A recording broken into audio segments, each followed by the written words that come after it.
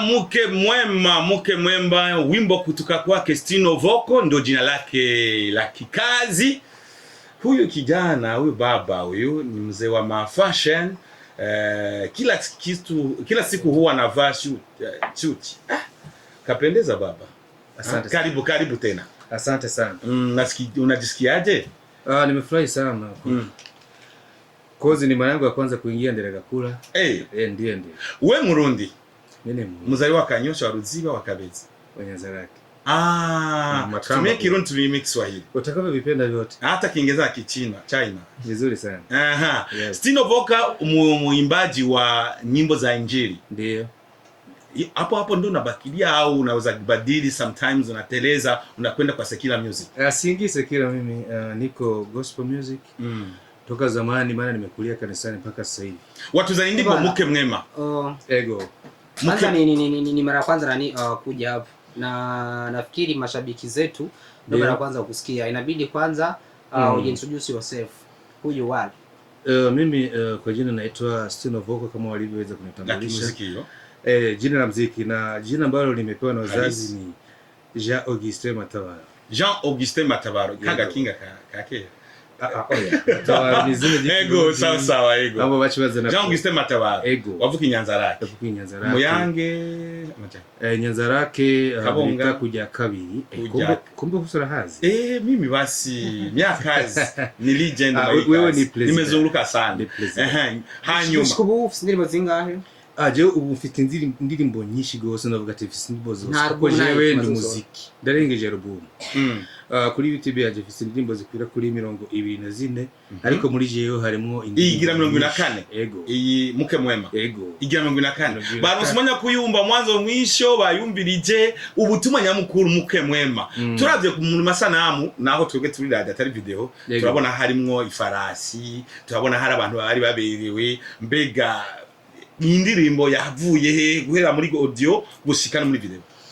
Inspiration yo ndirimbo navuze tereka nkore indirimbo nta benshi badakunda gukora ko bararirimba ivyaha, baririmba ibintu abantu bakundane. Baririmba ivyaha? Abantu baririmba ivyaha bakavuga ati mureke ivyaha. Uza kuri ivyaha nagomba kuvuga mu ncamba kisashe kuvuga byose. Baravuga ati mureke ivyaha, mureke biriya mugana cyo mvuga tereka nanjye ndirimbire indirimbo idashobora gupfa kuko Mke Mwema urugo ni kintu Yesu azorinda garuka abantu barongo. Cyo gutuma rero ndashimhitamo kuvuga ati ndirimba indirimbo special song y'urukundo kugira ngo mpayagize umushiri wanje kugira ngo ishobore gufasha n'abandi bantu bose bari mu rukundo n'abari mu ngo ikintu nk'icyo. Wahagize umushiri wawe? Ego. Ujya tubona amasanamu umushiri wawe? Anayiririmbiye we ni gospel kuko ni itanguriro niho byanditse ati wa mugabo we uzukunda umugore wawe nawe wa mugore uze wubahe umugabo wawe nisunze iyo. Urafite umugore? Sindamugira vuba ndashobora kuba ku rwanje. Ego. Uburacyaragiye. Simpanze. Ubi wawe nawe ariko vuba cyane. Vuba cyane. Sindiko darondera kuko nararonse. Wararonse. Warafashwe. Hoya narafashe jewe. Warafashe. Yuwafashwe. Ego. Wabonetse. Urubavu warabonetse ntewidobo. Urubavu wa ego. Niyo ndirimbo ya mbere uririmbye uvuga story navuga ngo true story yawe. Ego ndavuga ati ni true story kuko iyo nari nakoze bwa mbere y'urugo iyo ni ndo yangu yari featuring nakoranye na Alice niyo n'imiti mu mutima. Ego ariko iyi nayo nayikoze je nyene ndiko ndavuga kungende bimeze kubwira urukundo ruryoshe mu gihe mwamuvumva kumwe. Ego igihe wakora Alice niyo nyene hari abantu babijyanishije bacavume ngo muri mu rukundo ngo ni ngene marketing nk'abakundana, hari icyo bari bahushije ko canke bari bahatswe kugema? Baragemye ariko bagemye gatonya kubera ko nubwo ati cyari kiraro cyantiye gushika nifuza gushika. Mwaracanye mu rukundo na Alice? Ego umwanya mutoya nk'umwanya w'umwe rumara. Kubera ki bitatevye? Ntivyatevye kubera ko neza na neza umuntu arondera ico bita Mke Mwema mugore. Yani haja kuwa mwema kwako? Haja mwema kwangu lakini ni mwema kwa wengine. Kwa wengine. Ndiyo. Haya, Mke Mwema tupe sasa to share experience studio mpaka location. Ikaendekaje? Studio wapi hapo? Studio ni King of Beat kwa Bedi Best. Kwa sababu ni mtu ambaye huwa anafanya naye kazi kila siku. Ndio producer wako. Ukijaribu kuangalia kama sasa hivi tangu nifanye muziki kuanzia 2024 mpaka hii dakika nimefanya na King of Beat sana. Kwa sababu kwanza kabisa napenda quality yake. Pili kabisa ni kwa zile nyimbo 24 ana mkono kwa nyimbo ngapi? Ana nyimbo kama 10. Hindi nyimbo 10 zo zako zona Bedi Best. Waramuhaye award nka EAC live show nka best producer of the hano akoheze ubu sinzi uzoyitaha no wariwe. Oya ntavyo tuzi kiracyaka banga ariko wakoze neza niwo zotegeza kwitahira. Ego. Nuko aho ni studio. Video location turabona hariya kuri Cercle Epic niho hari amafarasi bonyene cyangwa hari handi mwari. Amafarasi ari henshi. Mu Rwanda ariyo, Tanzania ariyo. Hari no mwariyo. Nari wamenye gute ko ari ngaha muri Cercle? Sinza amaso yanje gutama wihwisha nicyo. Nabonye irya Cheval Mengo iri isa. Oya none nawe uravyemeza ko ariho. Oya just shaka kuvyemeza. Wewe wemera ko ari he? Wewe nemeza ko ari ngaha kwisi. Kwisi? Kwisi. Isi ni nini? Ego. Ntacyo dusanga experience ya location byoroshe n'ibyagoranye. Wewe wahatoye. Byaragoranye nkazijya farasi kuko ziragoye kuronka. Ariko ndashimira umutama ari hano. Yarabifashijemo ndazironka. Kindi cyatugoye yabaye uje mukobwa twashe gukoresha amasanamu y'actinga nka mariage. Kubera ko bakobwa bose twaronka twashikirwa bavuga ati washobora kuza kumfasha ngomba wactinge nk'umugore tugize mariage.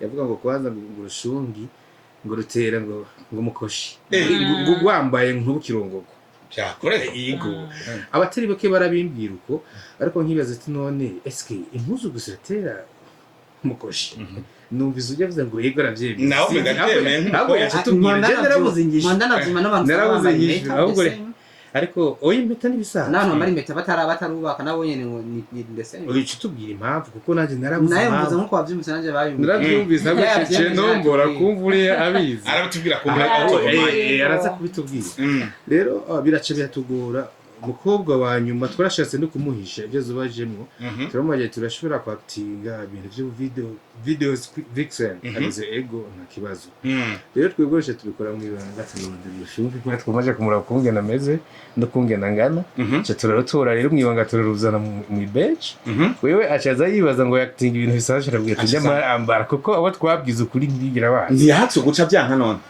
kubera ko arakazi kibaza yamaze gushaka kuri TV bamugiriye make up n'akanota gafita byari bigoye gushobora kuvyanga yego kubera ko mwakoze ivyo kandi muri mu ndirimbo mpimbaza amana ega hariho cyo bita uwongo mutakatifu ego ubeshi geranda burahari kuko usomye na Bibiliya hari wahishije mushiki yavuga ko ari umugore we kugira ntibamugirire nabi ivyo biri mu itanguriro uyu ni umukozi w'Imana sawa nanje ndishinagira mvuge mara nyingi mimi nikaona mtu anavaa suti na nyimbaji wa gospel hariho ni sometimes kwa ni pastor wetu tukachana mambo ya muziki ni maisha mengine ni nafanya biashara mimi nafanya biashara nafanya biashara suti nauzisha suti kama hivi unavyoona ndio hiyo unavaa hizi ndio mwenyewe unauza ni vika na nikapendeza vizuri sana ukapendeza zaidi hata mimi ndio mimi kwanza hata sipendezi yule anayekuja kununua kwangu ndo anapendeza zaidi ya mimi wanakupatia wapi kwanza wewe namba yangu nayo na kitu kingine mimi namba ninayo niko town mimi naulizia ambaye anasikiliza kwa sasa niko hapo kwa Ndezamba sasa hivi kwenye galeri pale ni vode pale ndo nipo sasa tuambie feedback ya ngoma ikoje ukisema feedback ni vingi ungegusia ukasema mfano kama hichi mfano kama huyu ameniambia farasi mwingine akaelezea kuhusu wewe bwana umeenda out umeshaona matunda yao ndio namaanisha maana ni mafanikio yake ndio mafanikio yake ni mazuri tofauti na nyimbo zingine ambazo nimeweza kuzifanya ukipiga jicho mwenyewe ukiangalia mafanikio ni mazuri kwa sababu hii nyimbo imeweza kupiga zaidi kwa maana nyimbo ya mwisho ambayo niweza kufanya miezi 9 iliyopita nimeweza kubahatika kupata views kwenye 68 yani 68 lakini hapa ndani ya siku chache tumeweza kupata 77 ndio kwa sasa ndani ya siku 6 hayo ni manufaa ambayo sio ya kawaida kwa muziki wa gospel kwa sababu ukipiga mahesabu muziki wa gospel hapa kwetu huko nyuma sana kadri ya mataifa mengine gospel yuko mbele lakini hapa kwetu sekila ndio iko mbele sana zaidi ya gospel ukishafanya uchambuzi unadhani ni kitu gani kilisukuma sana kwa sababu kwanza kabisa unaweza kufanya mabadiliko nimefanya tofauti kwa sababu watu tumezoea gospel kwamba gospel ni kitu naimba ukiwa kwenye slow umeona lakini mimi naweza kuflow kwa mapiano kitu ambacho ni tofauti kabisa na muziki sasa hivi watu wengine wanaofanya. Kwa maana hii hapa itakuwa kwa kutizama na watu tofauti. Yani mtu wa Sekila hapa lazima atapenda. Nasema udogo kidogo amejitahidi ameflow kwenye muziki ya kwetu, huyu amepiga. Mtu mwingine ambaye anajua muziki zaidi atasema huyu mtu amejitahidi. Ndio maana sasa mabadiliko yangu kidogo ameweza kunipa manufaa tofauti na vile nilivyokuwa nafanya.